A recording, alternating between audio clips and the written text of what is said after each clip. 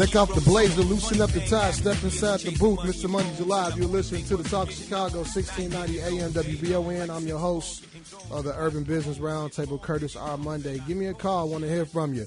312-374-8130. That's 312-374-8130.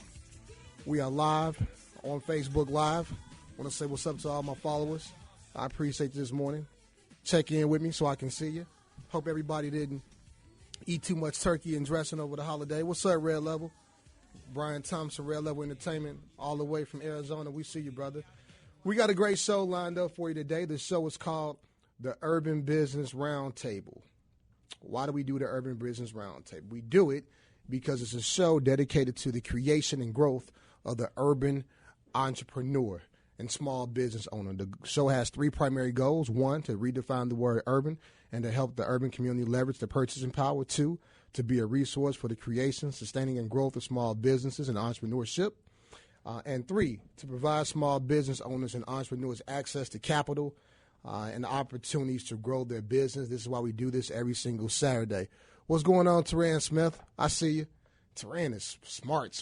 Like, got me eating some I'd never been to Chinatown before. Teran was part of she came on the show with 37 Oaks Consulting. We got met for lunch to talk business, and I still have to circle back to her because I want to help her out with her insurance. But, hell, I was trying to pitch her and watch her be an insurance agent and sat there and learned so much about the different things that she does. She's smart. So what's up, Teran? I see you. You can listen to the Urban Business Roundtable live every Saturday morning from 9 a.m. to 10 a.m. and a condensed recap on Wednesdays at 8:30 a.m. and Thursdays at 6:05 p.m.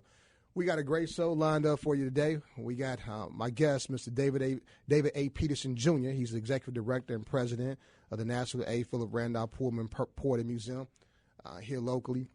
And I must say this, you guys don't see all the behind the scenes. Out of all my guests, he came prepared, man. He guys are quit. Like, I got Big Cousin in here, the silent assassin, a videographer. He already set up. But, man, Dave came in, man. He got equipment. Put your headphones so we can talk to you, bro. Man, he got equipment. I'm looking for the cosmetic lady, the makeup lady, man. He done brought his whole you dig. You know what I mean? What's up, Dave? How you feel, brother? Oh, it's all good, man. Once again, thanks for having me in here. I appreciate it. Habaragani to you, which means basically what's the good news in Kwanzaa. So today we on our third principle. What's our third principle today, y'all? Educate. It's your platform, brother. I don't got I'm embarrassed. Well, come on. Well, yesterday we celebrated Kuji Chakalia. Okay. The first day we celebrated Umoja. You know what I mean? So forgive me for being off. Cooperative economics. I got you. Yeah. We'll get right back to it, though. No, sit back and relax. We got you. We got a long show. But thanks for having me here, man. It's a good day, man. I've been really looking forward to this show. Not a problem. I will say that, man. So thanks for having me. And I'm gonna tell you this, man. It feels good to come in here and see somebody like you hosting the show. Yeah. Because you know what I mean. We breaking the stigmas. Yeah. Just as we speak, you know what I mean? Young black men talking about business, international business, and, you know what I mean, just changing our city, man. So Absolutely. I appreciate what you're doing. Thank you guys for the opportunity. No, I appreciate you being our guest and what you're doing, and I'm eager for the listening audience to learn more about your program. I want all my listeners, again, to follow me on social media if you don't already do. On Facebook, it's Curtis R. Monday. On Instagram, it's C Monday. And go ahead and subscribe to the YouTube channel. We have a lot of content out there. We got, again, Troy, Big Cousin, the silent assassin. He's getting great footage, and we put all the past shows from the Urban Business Roundtable and He Flips, the real estate show that I do out on the channel. It's funny. I get people text me and ask me, hey, you know what? You had somebody on there that talked about pest control. What's her number? Well, that was RB Pest Solutions. And so we had her on the show, and can go back out there and look at the past videos. I want to encourage you guys again, and I'm giving money away. You're a subscriber. I don't tell you which one. I got $100 for you. So go out there, subscribe to the channel. Let me hear from you. And we kind of, go from there. Also, visit my website, curtisrmonday.com. That's www.curtisrmonday.com. If you want to set up some business and strategic coaching for your real estate, I want to hear from you and sit down with you. I got so many programs that we do and so many things we offer to people. So bear with me as I go through the litany of things. I told you before, call to actions is something I'm big on. Dave can probably attest to this with the museum. I got to imagine not-for-profit entities, so contributions and donations are probably a big part of what you do. And so, again, if you have a charity, if you have an organization, non-for-profit, I have $1,000 for you. We have a program called Quotes for Good. Call my office at 708-647-1005 to get that information. You qualify for it, I got $1,000 for you. Simple as that. So each and every single week, people, Holly Robinson, I'll see you. I like to drop nuggets, things that God has shared with me over the course of the week. And so as I was riding in this morning, what fell into my spirit to share with you guys is stop trying to change people. Stop it, especially in relationships. Stop trying to make your significant other, your spouse, just like you. I used to say that I wanted to be with somebody that was just like a mini version of me, a female version of the business side of me. And as I think about it, if I'm honest with myself, that is absolutely the worst thing I could ever do. That'd be horrible, horrible. We will fight all the time. I need somebody that's going to be almost the opposite of me, to fill in the gaps. And so stop trying to change people. Let people be who God designed them to be. When God puts people in your life, whether it's a relationship, romantically, or just a friendship, embrace their uniqueness, because they're probably in your life as a divine connection to be able to leverage you out. This is why I love Big Cousin, man. You know what I mean? Troy, the TF Studios, the film, video guy. That's why I love him. You know, I might try to make Troy be business icon, and he not trying to make me be the next Steven Spielberg behind the camera. He just Big Cousin, and I respect him for that, and I embrace that, and I learn a lot from him. That's my man. And so, again, be the very best that you can be, and learn how you can support the people in your lives for them. Help bring out the best version in them. Well, this is the part of the show where I typically go, what's up to my UBR team? Mighty Titus and actually Sonia Levine. And lo and behold, we don't have the engineer, Mighty Titus, right? And we don't have Sonia Levine. We got my man Delvin. And he what's up, Delvin? He working look, he producing the show, he answering calls, he working the board. Now, how did I get the memo? Because why we didn't get the memo? How is it that the engineer, Mighty Titus, he don't come? The producer who got Mr. Peterson on the show and got an international call on the show, she don't come. How is it that I didn't get the memo? Now I'm just out here. I'm just out here, man. You think I wouldn't want to stay in the bed, sleep? You know how cold it is outside? You know how much turkey and dressing that I still have to eat? That, you know, this is the time you eat, sleep, repeat, right? And I'm out here. And so, again, let the record show. No Mighty Titus, no Sonia Levine. We know what Sonia Levine doing. She's being cuffed. And now she didn't corrupt it. Impressionable Titus. Titus a young boy, y'all. Y'all don't see Titus. Titus a young guy. You know what I'm saying? My man Delvin, he's an experienced guy. I'm an older experienced guy. Titus is a young guy, right? He's impressionable. And Sonia's back there with him in his ear, and he's seeing all, the benefits of what's going on with the cuffing season. He want to know what that's all about. And Sonia, she didn't talk him into some bad habits. And so, anyway, let me just jump in the conversation with Mr. Peterson. So, Dave. Yes, sir. Let's get it. Christmas. You and your family, you celebrate Christmas? Yeah, absolutely. And I want to say I had to go correct myself real quick. Today's principle is Ujima. Okay. To build and maintain our community together, and to make our brothers and our sisters' problems our problems, and to solve them together. Sure. That's so important. It was absolutely no way possible I could leave this place without giving you the proper mathematics on what the day was. No doubt. I appreciate the thoroughness. How was your holiday season with this past Christmas with your family and friends? As again, if you got when y'all get the video of this, get this on tape, because when y'all get the video of this on the YouTube channel, you'll see Dave is really going to work, man. Like, for real, he producing and the show and interviewing and stuff. Like, it's phenomenal. Let me just start there. Let me just get to my my thing. So Christmas was cool, right? I have a 1-year-old son. And that's big. Yeah, I have a 1-year-old son. Now he's old enough. First he was brand new. Now he's a little bit old enough where he can interact a little bit. And I got to say that Chance was totally unimpressed by all his gifts. Like, totally unimpressed. Totally unimpressed. I mean, I got him clothes and Jordans and every light-up toy, and he got a TV. Little boy even got like a little Bentley. He even got a little motorized Bentley he can stun in. And when I tell you this kid was unimpressed, he was unimpressed. He wanted to play with the boxes and the wrapping paper. That was the. I was like, well, why wouldn't the hell did we could have just went to the store and got the boxes and the wrapping paper and saved all this stuff, Dave. But he just wanted to play with the boxes, man. Hey, man, you know what? I must say, honestly, and this is a little off topic, but it's on topic, though, because we're going to talk about molding kids into entrepreneurs. Sure. I had an amazing Christmas, man. Sure. I got to spend it with some people that I love, you know what I mean? And my girlfriend's son, he's 3. 3, okay. So, you know what I mean? He knew what was going on. So she had gotten him a construction set. Okay. So I said, yeah, I'll help him put it together, but I didn't really look at the box before I said I agreed to that. So it said 151 pieces, and I'm just like, 151 whoa. pieces. So, you know, we put it together, but he got a whole construction set. It had trucks on there. He had a tow truck with a lift. I mean, everything. We got him a bank as well. You see what I'm saying? So he can start saving the principal. So we had him having his people, you know, buy the material with the cars out of there for the construction company. So we teaching them entrepreneurship at a young age. Just so, you know what I mean? That's what we got to do with all kids. You know? I get you. I mean, because at the end of the day, if we don't mold these kids for entrepreneurship and business ownership now, they're going to be trained to be lazy and dependent on someone else. Therefore, the effort or the initiative or the passion behind building your own and your own community isn't there. Sure. So even as we're talking about Ujima today for Kwanzaa, you know what I mean? That's important. And even amongst our elders, because there are a lot of people, you know what I mean, baby boomers, who really have the capacity to get in entrepreneurship right now. They've been working all their lives.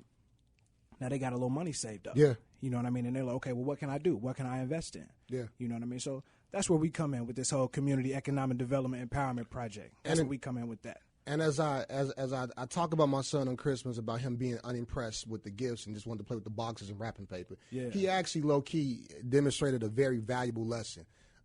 We, as adults, we put so much emphasis on the material things.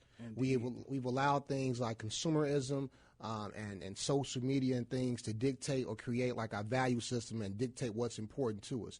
And at that early age, he demonstrated that it's the little things in life, it's the simple things in life that oftentimes can bring you the most joy and happiness. And so as I watched him play with the boxes and the wrapping paper and the bowls and everything and didn't play with any of the good stuff, what I consider the good stuff, it just showed me that you don't need a lot of the clutter that we have sometimes in our life in order to have happiness and fulfillment. Yeah. And again, you know, the word says, like, you know, you should learn from a child. Child should lead them. And so, again, you know, he was demonstrating it.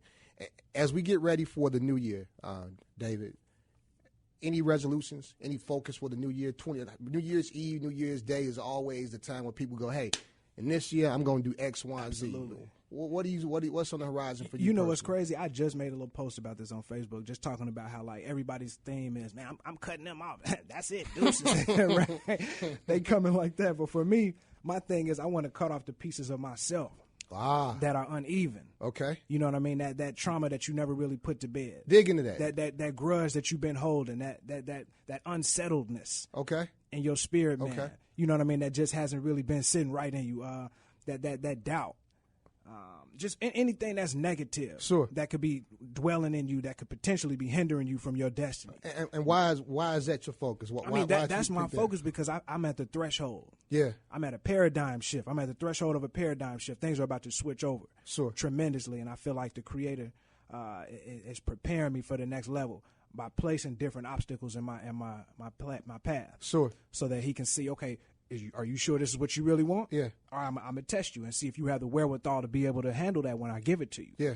You know what I mean? I mean, we can ask for $1 billion, but what are you going to do when you get $1 billion? You got to be prepared to get it. Do you have the discipline in order to be fiscally responsible when you get it? Yeah. Or are you just going to splurge? Yeah. And then blow it, and then 2 years later you're gone. And you back to step one. You see what I'm saying? That's profound to look inward and do inward introspection. Absolutely.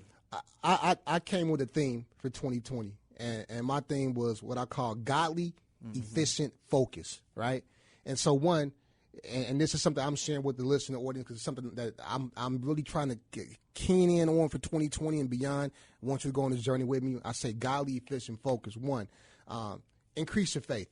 Whatever that means to you. If that's Jesus Christ, if that's Allah, whatever that is, increase your faith. And I think that's important because the undergirding of faith, the undertone of faith, the foundation is hope. And I think that we live in a society that's full of hopelessness, unfortunately. And I think that if you can increase your faith and increase your hope, it propels you in the right positive direction. So whatever faith means to you individually, won't debate the very nuances of faith and creation, but whatever faith means to you, I want you to embrace that in 2020. Second, efficiency.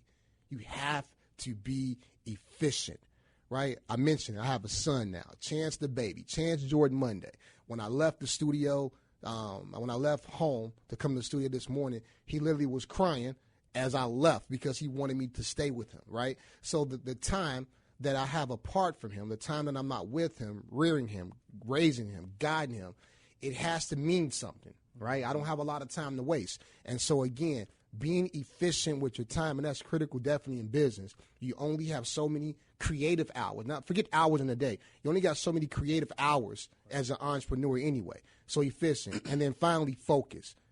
Eliminating all distractions. And it's kind of what you said, Dave, a little bit. You know, when you said you're talking about the things internally, I can put that in the distraction category. When you have this this beef, this unforgiveness in your spirit that you're holding, it weighs you down. Mm-hmm. You spend so much time carrying that load that it can become an unnecessary weight or burden or distraction from the energy that you should be focusing on doing something else. And so I want to encourage you guys to eliminate all distractions in 2020. That can mean people, right? Sometimes you got to let people go. You know, it's okay to let people go sometimes. Everybody's not meant to go the whole ride with you anyway. That can mean habits, right? Especially with social media. The brothers talk about this a lot. I never really realized how many brothers really struggle with social media, just from what I call like eye pornography. Like, you know, like if you're in a relationship, just like you can click on images, whether it's a woman, whether it's a lifestyle. And it can just take you totally off the path and where you want to go. Or it can be activity. So whatever those things are, people, habits, activities, eliminate them. Work the plan. Develop your plan. Stay focused. Work the plan. That's my 2 cents. We're going to take a quick break, Delvin. When we come back, we got the patient investment report. Then we're going to get into some conversation with my guest, David A. Peterson, Jr. He's the president and executive director of the National A. Phillip, Randolph, Pullman, Porter Museum. Talk some business. We'll be right back here on the Urban Business Roundtable. I got my guest, David A. Peterson, Jr. Good morning to you, David. Peace and love, family. My man Delvin did his thing. You hit Delvin with his Hey, man, we're going to substitute you for, we're gonna have to give, Delvin did his thing because of you with the mix, man. I thought he hit me with some impressions or something at first, like, and then he put it to hope. I see you, Delvin. Delvin, do we got the area with the investment report? Let's go to our patient investment report from my good friends over at Ariel. I think we got my man Kwa. Good morning to you, Kwa. How you doing? Okay, well, Kwa's going to be there. Maybe Kwa is listening to Hope too. Let's try to mess with the volume on it. It's never a dull moment here on the Urban Business Roundtable. So we'll get to Ariel in a second. I want to introduce my guest. My guest was appointed as president of the National A. Phillip Randolph Pullman Porter Museum in 2009. He's a Chicago native, born and raised on the southeast side. He attended the University of Chicago's Laboratory School, William H. Ray Elementary, and Kenwood Academy High School. After graduating from Kenwood, he attended Florida A&M University, graduating with a BS, or Bachelor of Science in Political Science, with a concentration in urban planning and economic development. While he didn't go through a museum studies program in college, he's no stranger to the NAPRPP Museum. I want to say good morning to my first guest, Mr. David A. Peterson, Jr., President and Executive Director of the National A. Phillip Randolph Pullman Porter Museum. Good morning to you, David. How you doing? Good morning. All right. Thanks for being our guest today. And I told the listener, we're kind of talking offline. I go, how did you get involved with music? Because as a kid, like, again, museums were always boring to me. Like, I didn't find a lot of joy going to museums, so it's not something that I fancy, growing up. So I'm curious, how did you get involved with the museum to begin with? Well, it's funny too because osmosis is a very important thing in children's life. Okay. And osmosis basically just meaning like learning from your environment. What environments are your parents or the mentors putting you in a very young age? So for me, I'm the living manifestation of what we call generational wealth. Okay. You know what I mean? What you see every other person in our communities who had a little kid behind the counter working, doing, you know. That was your growing up? That was me growing up. So my mother was a developer. You know, she was in the property development. She used to flip houses. So everybody used to go, you know, play basketball and kick it after school. I had to go to development sites with the little hard hat on. Yeah, absolutely. And we was getting to it. I was listening to her when she was in meetings, listening on the conversations when she talking on the phone. You know what I mean? And it's just like, you know, I just naturally picked a liking up for that. I got 2 older sisters, but I was the youngest boy, so I was always kind of in my own world with her. Sure. You know what I mean? So that kind of really was what piqued my interest in that. So as I got older, you know, I was in activism and stuff. Like I went to St. Sabina Church. So anybody know about Father Mike, you know what he about. Yeah. You know what I mean? So I've been in that, like, you know, activism type of world since a shorty, you know, and I always wanted to be in the entrepreneurship. Just because of that, my father was an entrepreneur. He had a pest control business on 63rd and Cottage, you know. And when, like I say, about 95, my mother, Dr. Lynn Hughes, who actually is the founder of the A. Phillip Randolph Pullman Porter Museum, she founded a museum. She took one of the buildings that she had developed and said, "I'm just going to, you know, turn this into a museum." Right. She did that because no one else in the area was doing it. Right. So she actually came from an entertainment background. And then that's when I began to really learn about what cultural economic development was. So me and her took a trip out to New York. We went to D.C., picked out some stuff, and, you know, the rest is history. Sure. February 25th, 1995, you know, the museum was founded. So February 25th, 2019, we celebrating our 25th anniversary. Sure. You know, 25 years not dependent for our operations on city, state, or federal funds. You know, and ironically, we're having a gala on the 22nd, sure. Saturday the 22nd at the Parkway Ballroom, our annual Gentle Warrior Awards. Quick plug, you know. Yeah, do it. But you know, like I say, even then, you know, I wasn't that interested in it.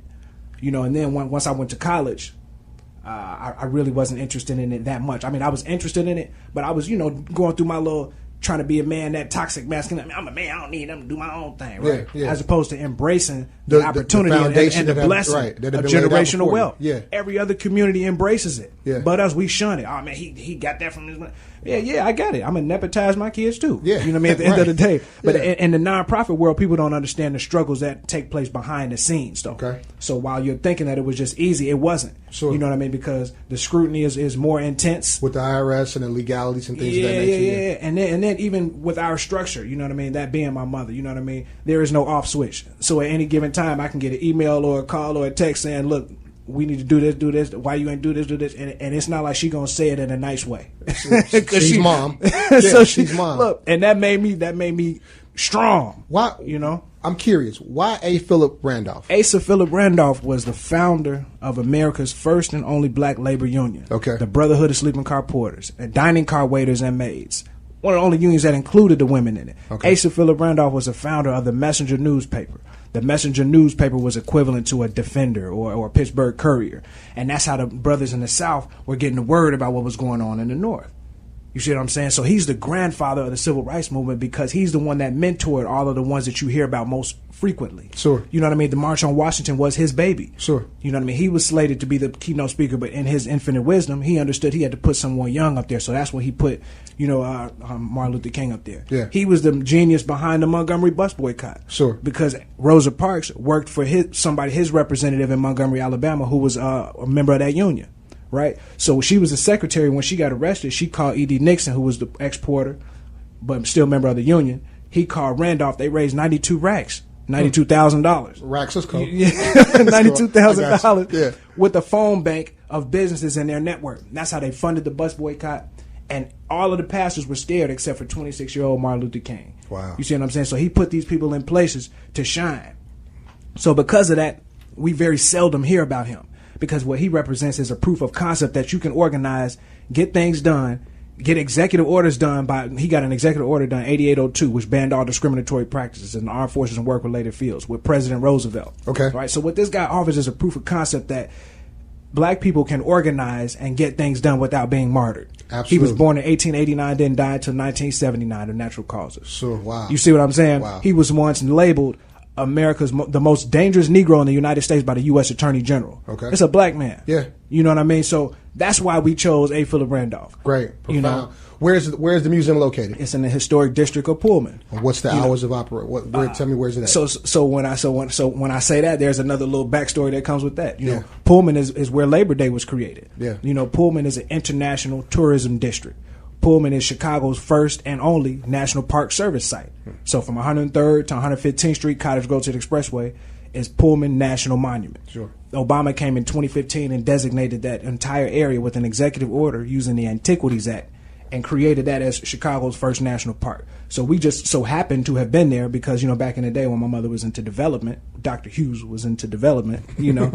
She was watching a guy named Dempsey Travis and all of these other real estate icons, you know, and they were talking about the best areas to invest in were areas that bottomed out. So she found the land over there dirt cheap, and people weren't really even interested in it. I mean, at that point where we are on the northern portion of Pullman, it wasn't even considered Pullman. See, Pullman is broken up into two different census tracts, and as we're moving forward with the 2020 census, it's important that people even understand what that means. Sure. You know what I mean? Because it means that the people that are being counted and their demographic is what generates the type of resources that these areas get. Areas, right. You see what I'm saying? So we in the North Pullman, you know what I mean? That's what we've been doing on that corner for 25 years, standing strong, trying to be an icon and a living embodiment of what cultural economic development is. I bought my first piece of property adjacent to Pullman. It's Roseland. I bought my property in Roseland. Same concept. Price was right, and I frequently still own 3 properties over in the area because of some of the things that you've already attributed to. So your mom started the museum, and you've taken over, and now you guys are evolving. You know, we have a Barack Obama influence in the library now, and now you guys are doing different things. Let me welcome to the conversation one of our guests that's holding, who has some involvement with the museum. We're going to get into some conversation regarding what you guys are doing. I want to welcome all the way from Trinidad, I believe, Mr. Anselm LeBourne, Senior Advisor to the Prime Minister of Trinidad, but also representing the Ashanti King. The first person I talked to from New Jersey, Anselm. How you doing today, brother? Yeah, let me just correct one thing. You said a Senior Advisor to the Prime Minister. Just let you know that, you know, I am a good friend of the Prime Minister. Okay. So I don't want when you put something out there into the public domain, people think, you know, I advise the Prime Minister. You're absolutely right. Thank you for that correction. We don't want that all over social media. Anselm said he's the senior advisor. Right. So I want to thank you guys for having me on the UBRT. I call it the UBRT, which is the Urban Business Roundtable, where you guys talk about EBM, which is entrepreneurship, business, and marketing, and something that's very important that we're going to talk about, which I call ETC, which is access to capital. Yeah. So I want to thank you guys, and I want to thank Dave for giving me this opportunity here. Well, to talk to you guys a little bit. Let's talk right there, because I told you that when I talk about the Urban Business Roundtable, one of its primary goals is to provide opportunities to entrepreneurs and access to capital.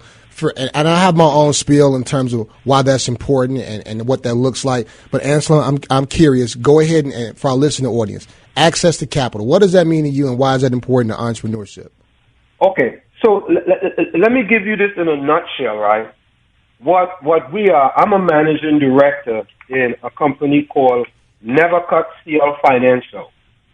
You know, and just recently, the Ashanti Kingdom Investment Trust, Nevercut CL Financial Limited Sovereign Wealth Fund, was established to access $60 billion in allocated resources under the Better Utilization of Investment Leading to Development Act. That's something called the BUILD Act. The 2018 BUILD Act was designed to implement U.S. foreign policy to strengthen American investment, trade, and economic development in the African diaspora. So you can see there's $60 billion of access, and that's why we have a person like Dave. You know, we have believed that what Dave is doing there in Chicago is significantly important, you know, and we have made Dave like our first person who we actually want to deal with when we're talking about this BUILD Act.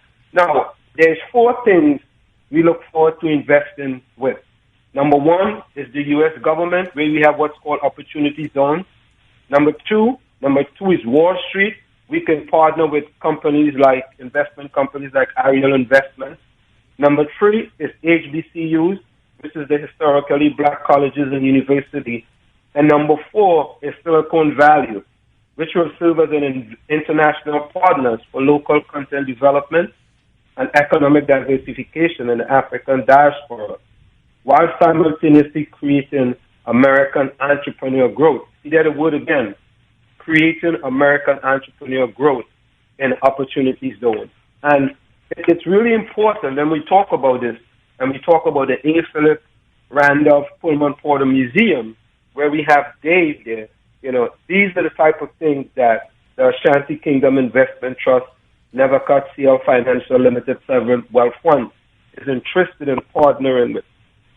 So let me just give you a quick little synopsis here.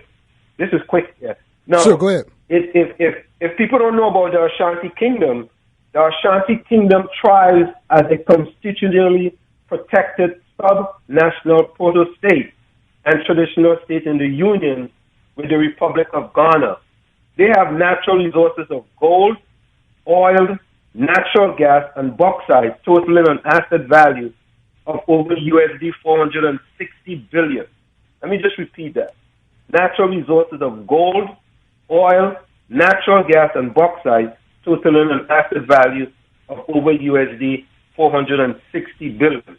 And the other company, which is Nevercut CL Financial Limited, is the largest privately held black conglomerate in Trinidad and Tobago and the largest indigenous corporation in the Caribbean before entering into a government of the Republic of Trinidad and Tobago USD 4.7 billion bailout in 2009, resulting in a 2007 government of the Republic of Trinidad liquidation. Now here's the other part. CL Financial have total assets exceeding USD 18 billion and annual profit of USD $1 billion. Sure. And in totality, it is important to note that the total combined assets of Nevercut, CL Financial, and Ashanti Kingdom totals $478 billion. Wow. That's billion with a B. Wow. 460 billion USD for Ashanti Kingdom and 18 billion USD for Nevercut CL Financial. So that's just a little background to tell you that, you know, when we look at a person like Dave and we talk about developing the community, you know, we are talking about developing Dave and his community by empowering entrepreneurs like Dave through the A. Phillip Randolph Pullman Porter Museum. Absolutely. So I give you quite a bit there, yeah, you know, with this whole thing, but I want to give you a little. And I want to unpack it. I want to unpack it a little bit, Anselm, for our listening audience, because you said a lot of things there, and I want to bring our listening audience up to speed. Who and these little nuggets. So the conduit in which you're able to do this is through legislation called the Build Act of 2018. I actually looked at the act. Correct. There's a lot of different nuances with it, but one provision of it allows not-for-profits to get access to capital, or the legislation helps these non-for-profits to do business. You mentioned the 4 criteria that you're looking for. Opportunity zones. For our listening audience who may not be familiar with that term, what does that mean, Anselm? Okay, I'm glad that you asked that question, because sometimes a lot of people really don't know when you talk about opportunity zones, right? So let me tell you what that is. An opportunity zone is a designation created by Tax Cuts and Jobs Act of 2017, allowing for certain investment in low-income areas to have tax advantages, right? So what they're trying to do is to bring investment into these local communities, these local low-income communities, and you will be able to get some tax advantage. The purpose of this program is to put capital to work that would otherwise be locked up due to the asset holder unwillingness to trigger capital gains tax. So what they're telling you is that these opportunity zones were set up, you know, in order for you people to come and invest in these opportunity zones, and by investing in these opportunity zones, you will get tax advantages. And I'm sure, I think Dave's museum is in an opportunity zone, right, Dave? Yeah, with Pullman. Yeah, absolutely. Yes, sir. And that's where I wanted to go to connect the dots. When you look at this opportunity zone, it's really talking about the economic conditions that exist in these particular areas. So when you look like at a Pullman or Roseland, it may have certain characteristics in respect to the poverty level, the income level in that particular area, and this opportunity zone. It gets designated as an opportunity zone as a chance for investors to infuse necessary and needed capital back into these communities to uplift them and to renovate and turn things around. Mm-hmm. I'm assuming that's how you and Anselm and his organization hooked up. Absolutely. I had the pleasure and honor of being under the mentorship of the president of Never Cut, Mr. Michael John, who's actually a fellow FAMU alumni. So shout out to the Rattlers who listening, Florida A&M University on the highest of 7 hills. And we, my senior year, I was going through a very rough time trying to figure out what it was I was going to do when I graduated. And of course, both my parents being entrepreneurs, even though I went to college, I didn't go with the same intent most of my peers did. Just graduate, get a job. I was like, no, I'm going to be an entrepreneur. And by the grace of God, I met Mike. And he really began to mentor me with the FAMU Investment Committee. Which was basically the first investment committee ever at FAMU that he started. And, they had a lot of important deals on the table, doing some big business. But he just began to kind of walk me through things. So we lost touch after I graduated. But we picked back up. And I actually had an opportunity to fly out to D.C. with him when all of the presidents were invited to sign an executive order for the HBCUs. Sure. And then that's when I had the pleasure and honor of meeting Anselm. And since then, it's been a brotherhood. We've been actively working forward, trying to get projects done in the city of Chicago. Sure. So as politics in Chicago is different. Yeah. That's kind. Yeah, go ahead. It's different. So, we're slowly but surely navigating our way through, but once again, by the grace of God, we have some very, very influential politicians who are in great support of us. People like Justin Slaughter, people like LaShawn Ford, people like Marcus Evans, people like Sonia Harper, people like Nick Smith, Congresswoman Robin Kelly, Senator L.G. Sims. These people are people that have really stood behind us in this push to kind of get these things done, and they're still in support of us, and we're actually right at the threshold of really implementing what we call the Community Economic Development Empowerment Project. So let me ask this question. I'm going to get to that. So, Anselm, there are a lot of individuals that we have on the show who bring resources, who talk about programs to help entrepreneurs. And what I always try to help our listeners is to figure out how to connect the dots. So you've given the 4 criteria in which you guys invest. And so we're here on this opportunity zone portion of it because it resonates. Like I said, I'm a real estate investor, and a lot of areas where I buy properties will fit this criteria. Help our listening audience understand. If I'm in Pullman, right, and I have a business that I'm looking to get access to, what do I need to do in respect to my business? How does my business need to look in order to obtain an audience with your organization to have consideration for funding? Well, that's pretty easy, because as you said that, we are actually looking to identify entrepreneurs who want to grow and will be able to access our platform. That's what we're actually looking to do. And that's why we have Dave here with us. So, we can able to, through having discussions with Dave, we have identified Dave as an entrepreneur who actually wants to grow, and he will be able to access our platform, and that could be available to many other people as well. And not only that, but, also, creating a partnership with Ariel Investment as well. Because remember, we are talking about almost $480 billion, of assets here, when you combine the Ashanti Kingdom and the CL Financial, for 478, let me correct that. We are talking about $478 billion, that we are talking about here. So we want to be able to give the small man, so to speak, these small entrepreneurs, access to capital. Remember you talked about that earlier? How were these people able to get access to capital? And we believe that by the Ashanti Kingdom and CL Financial, we can allow these small people to get access to capital by working with us, by partnering with us, like we are partnering with Dave, if we can partner with Ariel Investment as well, then we can give these people an opportunity to get access to capital. Absolutely. David, tell us about the new Community Economic Development Empowerment Project. Well, surely, the National A. Phillip Randolph Pullman Porter Museum, once again, which is America's first and only Black labor history museum, the world's first and only Black labor history museum, once again, independently owned and operated, founded by a Black woman. surely we cannot step outside of the confines of a museum. We have a board of directors. We are, while small, a very, very legit institution. Right. We're not a community organization. We're not a constituency organization. Any of those things. We're there to simply preserve and interpret black labor history in regard to the African American experience and labor history in America. So that's what they are. So for me, I'm very, very ambitious. You know what I mean? I've been trained once again in urban development, urban planning, economic development. So my ideas and goals extend beyond the confines of the museum. So we were forced to create Randolph's Dream Community Development Corporation. Our tagline is making you master of your economic fate, because in 1925, on August 28th at the Elks Lodge in Harlem, New York, when the Brotherhood of Sleeping Car Porters was founded, what A. Phillip Randolph said to the Brotherhood was, what this is about is making you master of your economic fate. So in that spirit, it's impossible to walk inside of the Pullman Porter Museum and not feel something. We're not a building with pictures.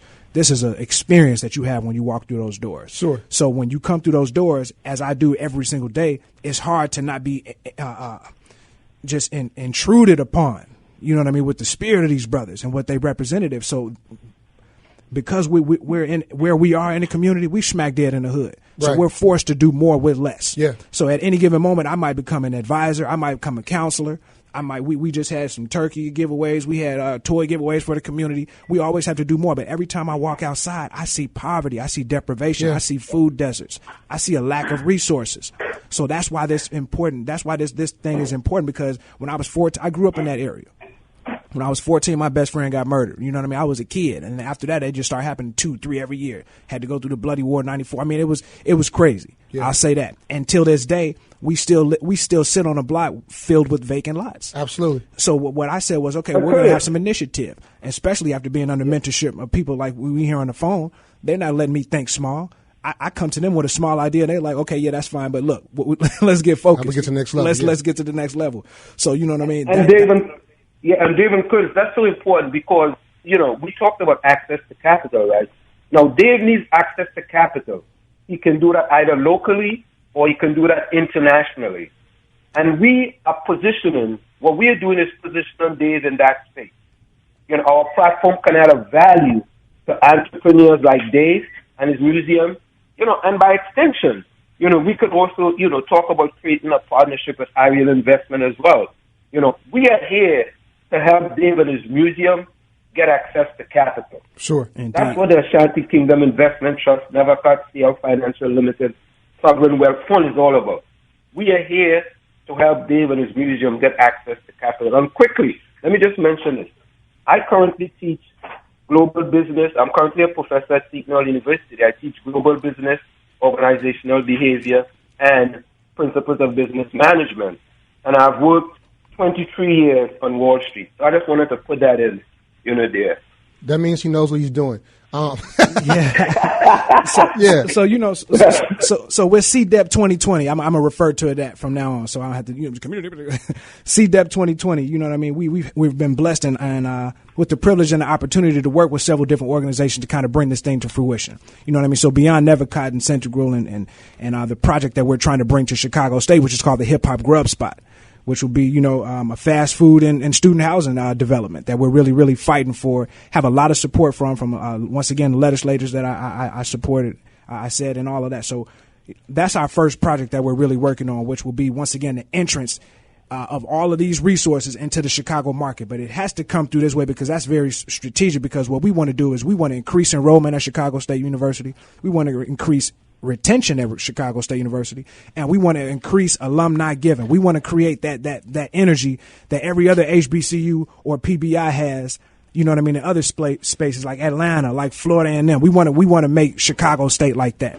So we've been blessed to work with a lot of people for that project. We're also working with the BOP 5000 project, the Bob Biz Center, working with Grantstone Development, an up-and-coming woman-owned development company, which I'm very proud of, because what they're doing is they're changing the game as far as houses are going to look. You're not going to be able to just build regular houses after grants don't get done. You know what I mean? They're doing smart houses.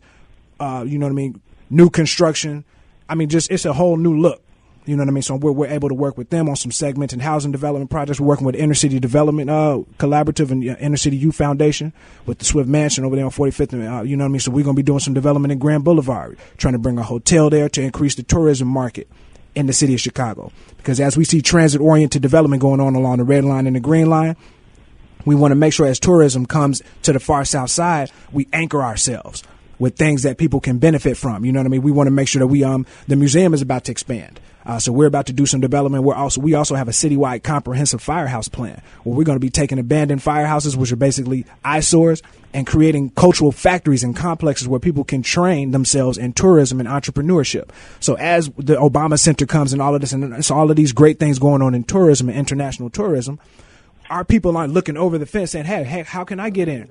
No, we're showing you how to get in. We're giving you access to capital. But most importantly, we're giving you access to the information that it's going to take in order to sustain these businesses. Sure. We talk about access to capital so much, but our people are not trained. There's many jobs in our communities that we just don't have the access to training and incubation for. And that's what this plan is all about. Man, profound information. Time flies when you're having fun. We got to wrap up. Can I just say this before we go? Sure, go ahead, wrap up, right? Real quick. Go ahead, I just brother. wanted to say this. Never cut CL, Ashanti Kingdom. We are willing to serve as a $478 billion USD partner and platform for Ariel Investment, and for Ariel Investment to serve as an investment advisor for Never Cut CL Financial, Ashanti Kingdom Opportunity Zone Community Development and Investment Opportunities. So we believe this is very important.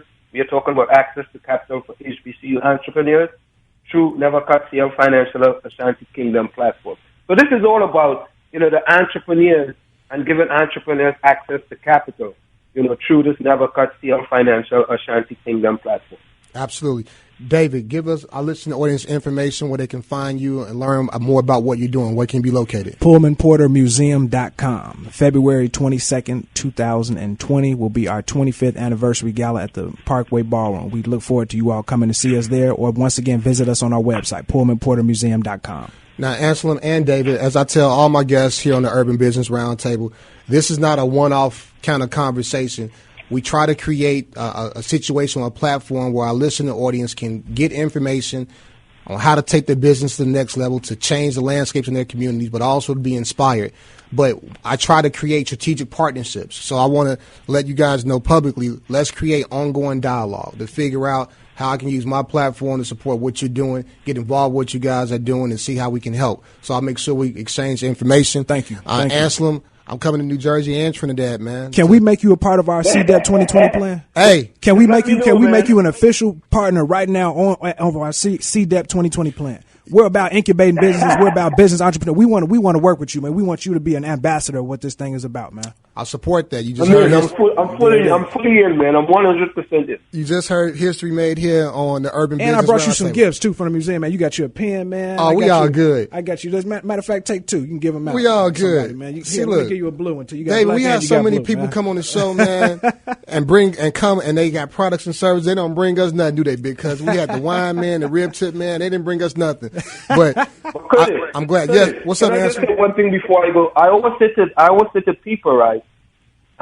Your circumstances may determine who you are, but you are responsible for who you become. I would say that to people because it's important for the background where I come from and where Dave comes from. Regardless of your circumstances, at the end of the day, you are responsible for what you become. Man, absolutely. Great information. We got to get ready to get out of here. I'll take a quick break. I'll come back at 11 a.m. to do He Flips, a real estate investment show with E.J. Williams. I want to say thank you to my guests. I love you guys. I'll see you on the other side on the new year. I got to get out of here. I don't do this for my first name. I do this for my last name. Chance Jordan Monday. Daddy loves you. Say what you want to about me, but I always know I did it my way. God bless.